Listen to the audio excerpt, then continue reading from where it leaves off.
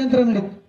ಅಧಿಕಾರಿ ಲೆಕ್ಕದಾಗ ಆಗಿರ್ಬೋದು, ರಾಜಕೀಯ ಲೆಕ್ಕದಾಗ ಆಗಿರ್ಬೋದು ಮಾಡಿ ಸುಮಾರು ಒಂದು 30-40 ಜನ ಒಂದು ಹೋರಾಟದ ಮೂಲಕ ಜಿಲ್ಲಾ ಉಸ್ತುವಾರಿ ಸಚಿವರಿಗೆ ಒಂದು ಮನವಿ ಕೊಡಕ್ಕೆ ಹೋದಂತಹ ಸಂದರ್ಭದಲ್ಲಿ ಅಲ್ಲಿ ಒಬ್ಬರ ಸ್ವಾಮೀಜಿ ಅವರಿಗೆ ಹೆಂಗ್ ಸ್ವಾಮೀಜಿ ಅವರು ಬಂದಾರಲ್ಲ, ಆ ಸ್ವಾಮೀಜಿ ಅವರ ಮೇಲೆ ಏಕಾಏಕಿ ಬಿನ್ ಯೂನಿಫಾರ್ಮ್ ಮೇಲೆ ಇದ್ದಂತ ಪೊಲೀಸರು ಆಕ್ರಮಣ ಮಾಡ್ತಾರ.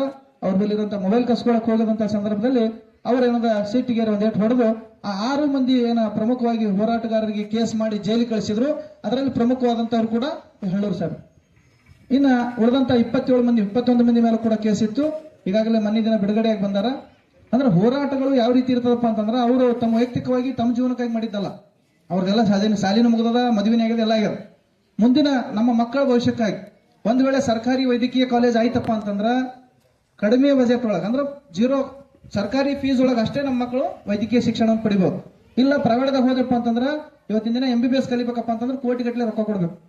ಅಂತ ವ್ಯವಸ್ಥೆ ನಡ್ಬರ್ಕ ಏನ್ ಸರ್ಕಾರ ವೈದ್ಯಕೀಯ ಕಾಲೇಜ್ ಮಾಡ್ಬೇಕಂತ ಹೇಳಿ ಹೊಂಟಿತ್ತು. ಅದು PPP ಮಾಡಲ್ ಅಂದ್ರ ಪಬ್ಲಿಕ್ ಪಾರ್ಟ್ನರ್ಶಿಪ್ ಅಂತ ಹೇಳಿ, ಅಂದ್ರೆ ಪಬ್ಲಿಕ್ ಪ್ರೈವೇಟ್ ಪಾರ್ಟ್ನರ್ಶಿಪ್ ಅಂತ ಹೇಳಿ ಹೊರಗಿನವರು ಅಂದ್ರೆ ಸರ್ಕಾರ ಎರಡೂ ಕೂಡಿಸಿದ ಜನರಿಗೆ ಸುಲುವಂತ ಒಂದು ಕೆಲಸ ಮಾಡ್ಬೇಕಂತ ಹೊಂಟಿತ್ತು. ಅದ್ರ ವಿರುದ್ಧ ದೊಡ್ಡ ಮಟ್ಟದ ಒಂದು ಹೋರಾಟ ಮಾಡಿ ಯಶಸ್ವಿಯಾಗಿ ಮೊನ್ನೆ ಮುಖ್ಯಮಂತ್ರಿಗಳು ಬಂದಂತಹ ಸಂದರ್ಭದಲ್ಲಿ ವಿಜಯಪುರಕ್ಕೆ ವೈದ್ಯಕೀಯ ಕಾಲೇಜ್ ಮಾಡಿಸಿ ಅಂತ ಹೇಳಿದಂತ ಒಂದು ಹೋರಾಟದ ನೇತೃತ್ವವನ್ನು ವಹಿಸಿರುವಂತಹ ಹಳ್ಳೂರವರು ಈ ಒಂದು ಹೋರಾಟವನ್ನು ಉದ್ದೇಶಿಸಿ ಮಾತಾಡಬೇಕಾಗಿ ಅವರಲ್ಲಿ ವಿನಂತಿಸಿಕೊಟ್ಟರು. ಸೇರಿದಂತ ವೇದಿಕೆ ಮೇಲೆ ಆಸೀನರಾದಂಥ ಪೂಜ್ಯರ ಪಾದಗಳಲ್ಲಿ ಪ್ರಣಾಮಗಳನ್ನು ಸಲ್ಲಿಸುತ್ತಾ, ಅದೇ ರೀತಿ ಎಲ್ಲ ಹಿರಿಯ ಅಧಿಕಾರಿಗಳು ಮತ್ತು ನನ್ನ ಆತ್ಮೀಯರಾದಂಥ ಸಗರಣ್ಣ ಆಗಿರ್ಬೋದು, ನಾರಾಯಣಕರ್ ಆಗಿರ್ಬೋದು. ನಾರಾಯಣಕರ್ ಅವ್ರ ಬಗ್ಗೆ ನಾನು ಇವತ್ತು ನೋಡಿದೆ, ಅದು ಕೇಳಿದ ಬಹಳ ದಿನದಿಂದ ಕೇಳಿದೆ ನಾನು.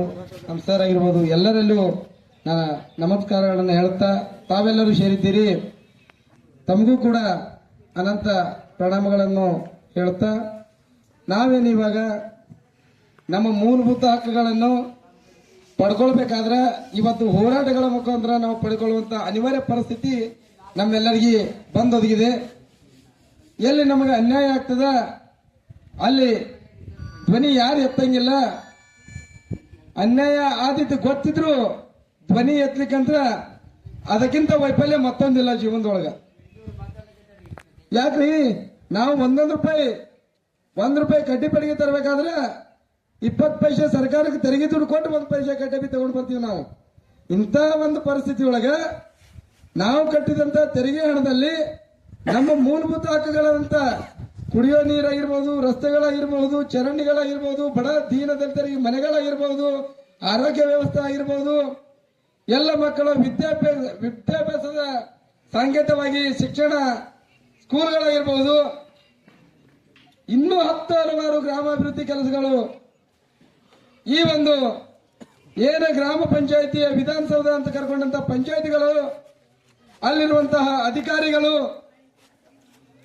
ಅದರ ಜೊತೆಗೆ ಬರೀ ಅಧಿಕಾರಿಗಳಲ್ಲದೆ ಅಲ್ಲಿಯ ಸಮಸ್ಯೆಗಳನ್ನು ಸೂಚಿಸಲು ಆಯ್ಕೆಯಾದಂತಹ ಜನಪ್ರತಿನಿಧಿಗಳು, ತಾವೆಲ್ಲರೂ ಗ್ರಾಮದ ಅಭಿವೃದ್ಧಿಯತ್ತ ನೀವು ಕೆಲಸ ಮಾಡಿದ್ದೇ ಆದಲ್ಲಿ ನಮ್ಮಂತವರು ನಿಮ್ಮನ್ನು ಪ್ರಶ್ನೆ ಮಾಡುವಂತಹ ಅವಶ್ಯಕತೆ ಬರುವುದೇ ಇಲ್ಲ.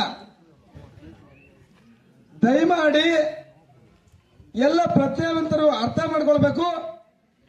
ಯಾಕೆ ನಾವು ಪ್ರಶ್ನೆ ಕೇಳುವಂತ ಪಂಚಾಯತಿಗಳು ಆಗ್ತಾವ, ಯಾಕೆ ಆಗ್ತಾವ ಅಂದ್ರೆ ಒಂದೇ ಒಂದು ಕಾರಣ ಹೇಳ್ತೀನಿ. ಎಲ್ಲಿವರೆಗೆ ಕೇಳುವಂತವ್ರು ಮಲಗಿರ್ತಾರ ಅಲ್ಲಿವರೆಗೆ ಅವರು ರಾಜ್ಯಭಾರ ನಡೆಸ್ತಾರ.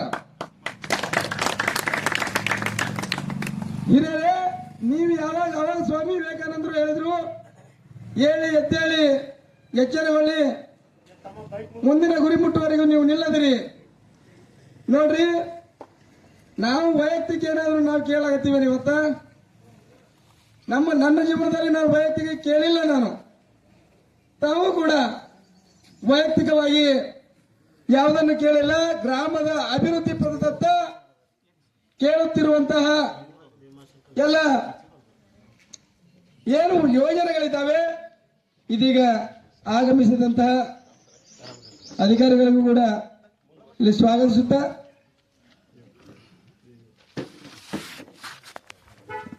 ತಾಲೂಕ್ ಪಂಚಾಯತಿ ಯುವ ಸರ್ ಅವರು ಬಂದಿದ್ದಾರೆ. ಈಗ ಇವ್ರು ಮಾತಾಡಿದ ನಂತರ ಮುಂದಿನ ವಿಚಾರವನ್ನು ಮಾಡೋಣ. ಆತ್ಮೀಯರು ಅಧಿಕಾರಿಗಳಂತ ನಂದೀಪ್ ರಾಠೋಡ್ ಸರ್ ಕೂಡ ಈ ವೇದಿಕೆ ಮುಖಾಂತರ ಸ್ವಾಗತ ಕೋರುತ್ತಾ, ನಾವೆಲ್ಲರೂ ಕೇಳುವಂತದ್ದು ಗ್ರಾಮದ ಅಭಿವೃದ್ಧಿಗಾಗಿ, ಗ್ರಾಮದ ಜನರ ಆರೋಗ್ಯ ದೃಷ್ಟಿ, ಶಿಕ್ಷಣ ದೃಷ್ಟಿ, ಮೂಲ ಸೌಲಭ್ಯಗಳನ್ನು ನಮ್ಮ ಗ್ರಾಮದ ಪಂಚಾಯತಿ ವ್ಯಾಪ್ತಿಯಲ್ಲಿ ಬರುವಂತಹ ಹಳ್ಳಿಗಳಿಗೂ ಬಡ ದೀನ ದಲಿತರಿಗೂ ಏನು ಬಡವರ ಹೆಸರಿನಲ್ಲಿ ಸರ್ಕಾರ ರೂಪಿಸಿದಂತಹ ಯೋಜನೆಗಳು ನಿಜವಾಗಿಯೂ ಅಂತಹ ಬಡವರಿಗೆ ತಲುಪುತ್ತಿವೆಯಾ? ಅದು ನಮ್ಮ ಪ್ರಶ್ನೆ. ಅಂಗವಿಕಲರಿಗೆ ವಿಶೇಷವಾಗಿ ಅನುದಾನ ಕೊಡ್ತಾರ? ಎಷ್ಟು ಬಳಸಿದಿರಿ? ನಾನು ಇವತ್ತು ಗ್ರಾಮ ಪಂಚಾಯತಿ ಒಂದನ್ನೇ ಕೇಳಿ ನಾನು ಪ್ರಶ್ನೆ ಮಾಡುತ್ತಿಲ್ಲ.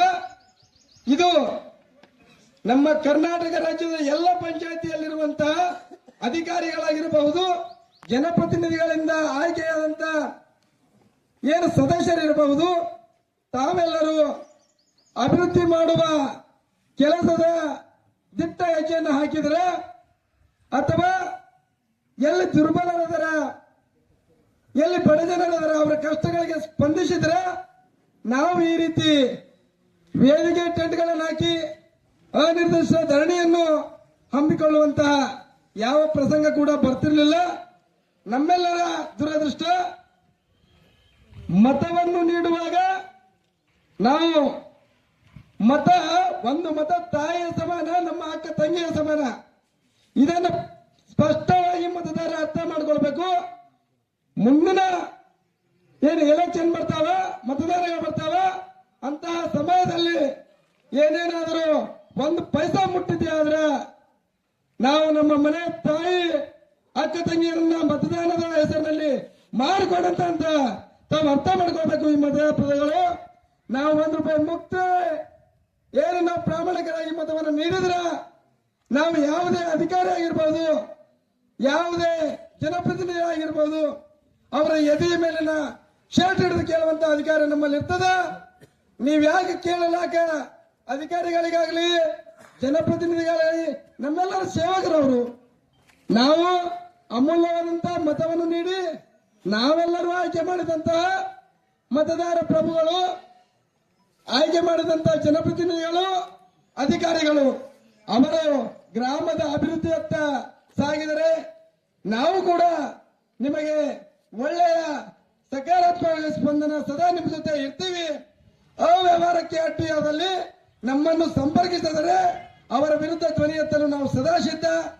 ಇವಾಗ ತಾನೇ ಸರ್ಕಾರಿ ಮೆಡಿಕಲ್ ಕಾಲೇಜ್ 106 ದಿನ ಹೋರಾಟ ಮಾಡಿ 16 ದಿವಸ ಹಗಲು ರಾತ್ರಿ ಅಲ್ಲಿ ಹೋರಾಟ ಮಾಡಿ 11-12 ದಿನ ಜೈಲಿನೊಳಗೆ ಎತ್ತುಕೊಂಡು ನಾವು ಸಾರ್ವಜನಿಕವಾಗಿ ನಾವು ಹೊರಗಡೆ ಬರುವಾಗ ಜೈಲು ಹೊಸದಲ್ಲ, ಜೈಲಿಗೆ ಹೆದರೋದೂ ಇಲ್ಲ.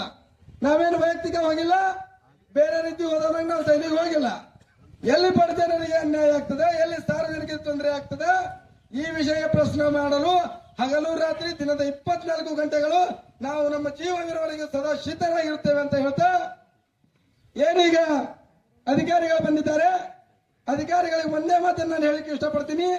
ಮೊನ್ನೆ ಗೌರವಾನ್ವಿತ ಅಧಿಕಾರಿಗಳೇ, ಇದು ಒಂದು ಗ್ರಾಮ ಪಂಚಾಯತಿ ಅಲ್ಲ, ನಿಮ್ಮ ವ್ಯಾಪ್ತಿಯಲ್ಲಿ ಬರುವಂತಹ ಪ್ರತಿಯೊಂದು ಗ್ರಾಮ ಪಂಚಾಯಿತಿಯನ್ನು ನಾವು ಪ್ರಶ್ನೆ ಮಾಡುತ್ತೇವೆ. ತಮ್ಮ ಗಮನದಲ್ಲಿರಲಿ. ಇದಕ್ಕೆ ವಿಳಂಬ ಮಾಡದೆ ತಾವು ಸ್ಪಂದಿಸಿದರೆ ಒಳಿತು.